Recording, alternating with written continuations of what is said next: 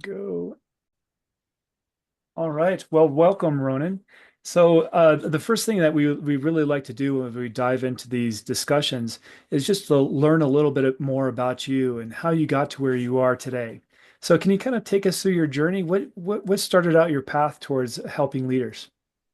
Hey Sam, thanks for having me on the podcast. Boy, it's a pretty long, curvy, windy journey. Started on Wall Street, went into tech and management consulting, and then I started to do more and more entrepreneurial things.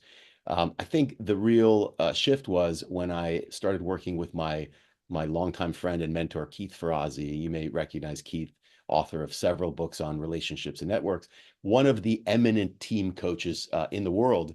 And he brought me into his organization, Ferrazzi Greenlight, in 2020, in the middle of the pandemic, to coach leadership teams. And since then, Keith and I have not only been coaching together, but this past year was a very cool year. We spun off a new company around relationship building and networking. Well, that's exciting. So, tell me a little bit more about this new spinoff. What is that like? Yeah, Sam, in our coaching with leadership teams, and this probably doesn't come as a surprise to you or your viewers, the what's more determinant of success is the relationships among the team than the individual aptitude of any one person. That shouldn't come as a surprise. So the Mhm. strength of relationships, and those relationships are based, the trust that so many CEOs want, and a lot of our coaching clients come to us and say some form of, boy, the people on my leadership team don't trust one another. There's no silver bullet there. It's built on a relational foundation. So leading with generosity, opening up to vulnerability, creating candor. Those same things that work on leadership teams also work in how we develop our individual relationships and our network. So Keith wrote a book about 20 years ago alone. It's probably what he's most famous for. He's written a few great books, but this was his first and probably his most famous. And we sat down at the beginning of the year and we said, with the world of AI and people just coming back on events, um, people really need something that'll help them be more effective at building deep relationships and building a network around them. And a book can only get you so far. So we started a business called Connected Success, and we took that book and other thought leader content, and we created a system out of it. It's an 8-week program that completely online that teaches people to be more effective relationship builders. And we've had about 150 people from 25 different countries go through that program in our first year. All right. And so you're on your second iteration of that. Is that correct? Or is it your third?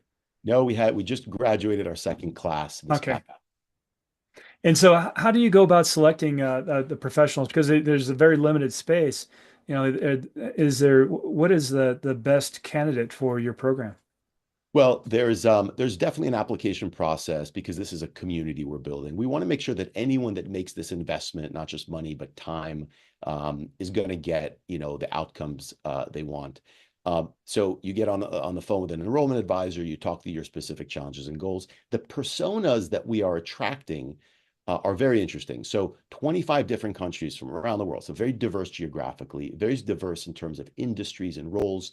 Interestingly, almost completely split evenly between men and women. But these are people who are generally later half of career. So we're seeing a lot of, mid-level, high potential managers, leaders who know that to get to the next level, they need to be better at executive level relationship building or better in building relationships with partners or clients. We're definitely seeing people from the sales business development role express interest. We're seeing a lot of people who are in a transition, so different role within the company or moving industries or even starting a new venture and know that they want to build their network ahead of when they might need them. Those are the three types of people that we are currently bringing in. Great. And so let's dive into this program a little bit more. What are the things that they're going to be learning in this program, and why do they matter? Well, look, why do they matter? Let's start there, Sam. It seems like AI is taking over more and more things that we had previously thought were inherently and always going to be human. Hmm. And in a world where that's happening, especially with, look, you and I can, at the press of a button, meet one another. You can meet anyone in the world at the press of a button. That's freaking amazing.